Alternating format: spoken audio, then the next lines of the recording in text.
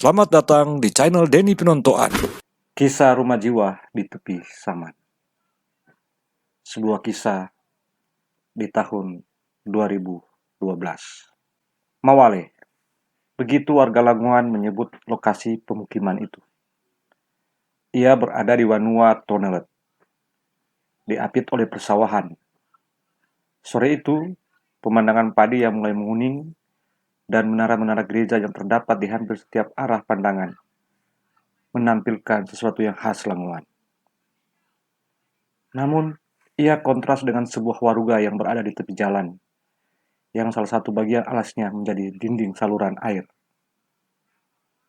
Mawale adalah sebuah pemukiman tua. Menurut sejarah setempat, sebagian besar Wanuah di Lamongan, penduduk pertamanya berasal dari Mawale. Sebelum Mawale, mereka menetap di Palamba. Penduduk yang tinggal di Palamba kemudian menjadikan Mawale sebagai lokasi perkebunan. Sekitar tahun 1600-an, Mawale menjadi pemukiman. Saya dan beberapa teman dari Mawale Cultural Center sore itu datang ke Mawale karena ada kabar di pemukiman itu baru ditemukan sebuah waruga. Waruga itu katanya ditemukan saat warga menggali saluran air. Bertepatan hari itu, Sabtu 9 Juni 2012, Mawale Cultural Center menggelar temu Mawale di Wanuah, Koyawas. Yonatan Kembuan mengundang kami untuk diskusi di sana. Kembuan aktif di gerakan mahasiswa Minahasa. Selain ia sebagai tokoh mahasiswa di UKIT waktu itu. Di Mawale memang ada waruga. Sampai saat ini ada 2 yang diketahui oleh warga. Waruga yang satu berada di halaman kantor desa Tonelet. Yang satu lagi terdapat pas di tepi jalan. Sebagian tubuhnya menjadi dinding saluran air. Kondisi waruga itu sungguh sangat memprihatinkan. Tidak lagi berwujud. Bagian alasnya yang sudah rata jalan yang masih tampak. Penutup dan badannya tak lagi berbentuk.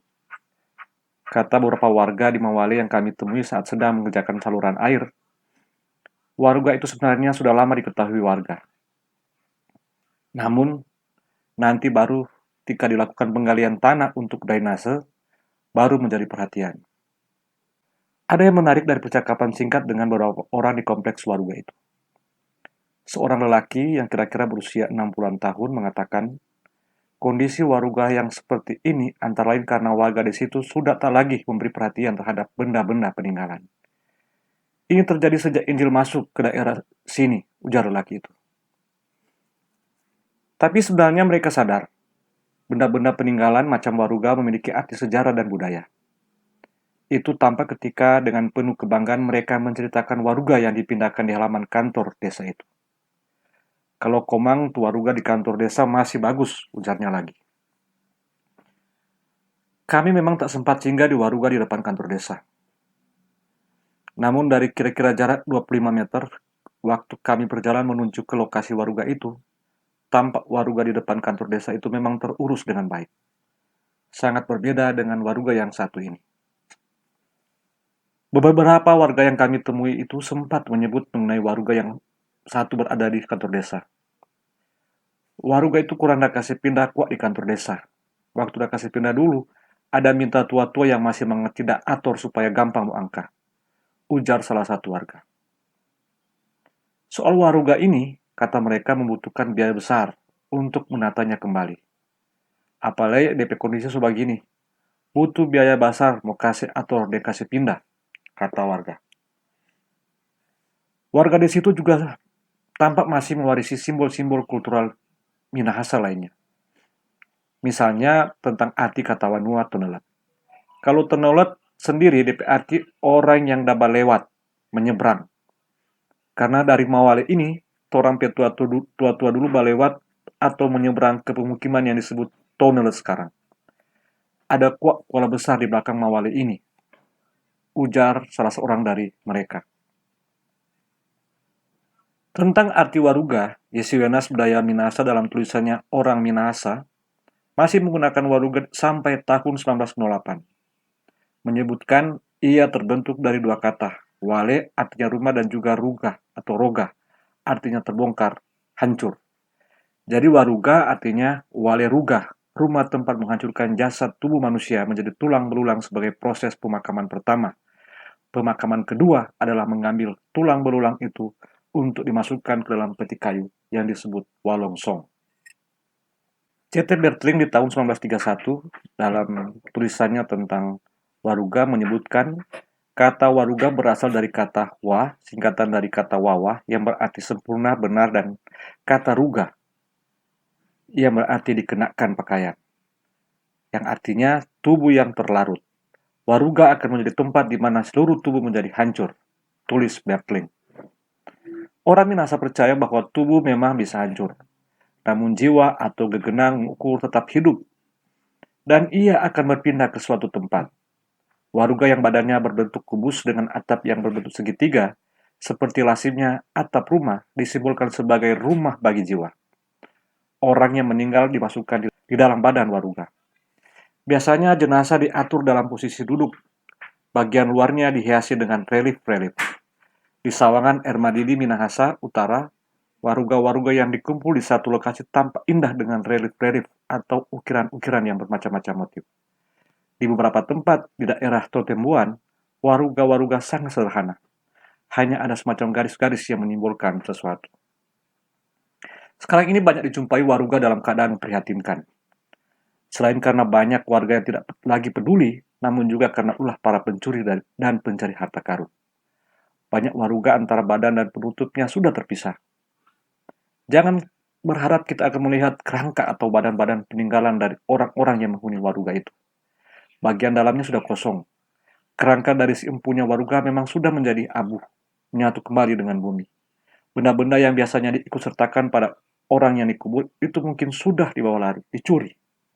Bahkan waktu lu sempat heboh di Sawangan ada beberapa arca sebagai hiasan waruga dicuri orang dan dijual keluar daerah. Sebelum ke Mawale, kami cukup lama berdiskusi dengan beberapa orang muda di Wanua Koyawas dan Lowian. Topik diskusi berkisar pada persoalan orang muda Langowan dan kebudayaan Minahasa. Beberapa hal sempat terungkap dalam diskusi tersebut. Saya bertanya kepada mereka, apakah bisa dikatakan sedang terjadi degradasi kebudayaan Minahasa di kalangan anak muda? Mungkin istilah degradasi terlalu ekstrim untuk menyebut persoalan kebudayaan di Langowan. Namun, ada beberapa jawaban menarik yang dikemukakan oleh orang-orang muda di situ. Iya, bisa jadi seperti itu. Buktinya di Vanuatu Nulet, Koyawas, Lowian, dan sekitarnya sudah jarang orang muda yang bisa berbahasa Totembuan secara fasih.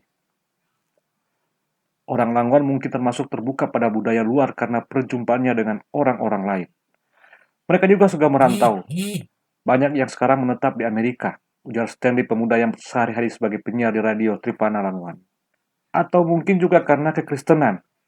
Menarik untuk mencari tahu mengapa Sending memilih Langowan sebagai pusat penginjilan dengan dihadirkannya Sending Johann Gottlieb Schwarz pada tahun 1931.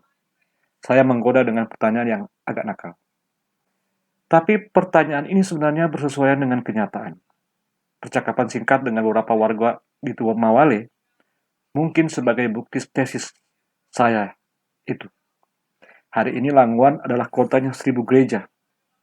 Kiri dan kanan, muka belakang gedung-gedung gereja dari berbagai denominasi menghiasi kota itu. Saya menyebut Langowan sebagai kota karena teringat pada diskusi yang kemudian meluas ke masalah politik. Ada salah satu dari mereka yang sempat berujar, kalau soal pemekaran Langowan dari Kabupaten Minahasa, kota Langowan harga mati. Gereja Gemim Sentrum di pusat kota Langowan, yang berjarak sekitar 1 km dari Wanua Koyawas dan mungkin 500 meter dari Mawale, menurut sejarah dulunya tumbuh sebuah pohon besar yang bagian batang utamanya terdapat lubang. Pohon itu konon menjadi tempat ritual agama tua Minahasa untuk menyembah kepada Amang Kasuruan. Dari situlah kata Langowan diambil. Dalam bahasa Totembuan, lubang disebut Rangou. Di kemudian hari, oleh orang-orang Belanda mengejaknya menjadi Langowan. Sendling Swasla yang mengubah tempat ritual agama Minahasa itu menjadi gereja untuk ritual Kristen. Sendling Schwarz adalah seorang Kristen taat yang lahir dari keluarga yang berlatar belakang pietis Jerman. Ia dilahirkan di Königsberg, sekarang masuk wilayah Polandia, pada tanggal 21 April 1800. Berta Pantou mengkaji peran Sending Schwarz dalam disertasinya pada program Pascasarjana Universitas Indonesia tahun 1994. Mengenai biografi Schwarz, Pantou mengutip Hibing, direktur Sending dan sekaligus sebagai tim redaksi pada MNZG yang menulis biografi Schwarz pada majalah itu. Hibing menuliskan, 3 hari setelah dilahirkan, orang tuanya membawanya ke gereja untuk dibaptis. Hibing mengutip pengakuan iman Schwarz. Orang tua saya yang mengasihi Tuhan dengan segenap hati dan takut akan Tuhan, tidak menganggap saya sebagai milik mereka, tetapi sebagai milik Tuhan, dan akan selalu mendoakan saya. Pantau mencatat beberapa perubahan yang dilakukan oleh kerja penginjilan Schwarz selama ia bekerja sebagai senling di Langguan dan beberapa wilayah Minahasa, Tengah lainnya. Selain perubahan yang dinilai positif, misalnya modernisasi pendidikan, kesehatan, dan tata sosialnya, namun hal yang mendasar adalah perubahan di ranah mentifak. Schwarz, sebagaimana ajaran pietisme yang sangat mempengaruhinya, menolak praktek religi tua Minahasa. Secara tulus, J.G. Schwarz mempunyai cita-cita untuk meningkatkan kehidupan orang Minahasa setelah melalui apa yang disebut proses pertobatan dan mengaku menjadi Kristen sesuai dengan ajaran pietis, tulis Panto. Namun selain kristenisasi ada juga faktor lain, yaitu perubahan zaman yang kian cepat. Budaya Minahasa seolah terpinggir dari arus deras zaman, sama seperti Baruga di Mawale, rumah jiwa itu, yang kini harus menerima nasibnya rata dengan tanah di pinggiran jalan. Meski begitu, ia masih berguna sebagai salah satu bagian dinding saluran air. Apakah itu artinya? Waruga ini mengingatkan kewajiban untuk melanjutkan tradisi, seperti air yang terus mengalir. Entahlah.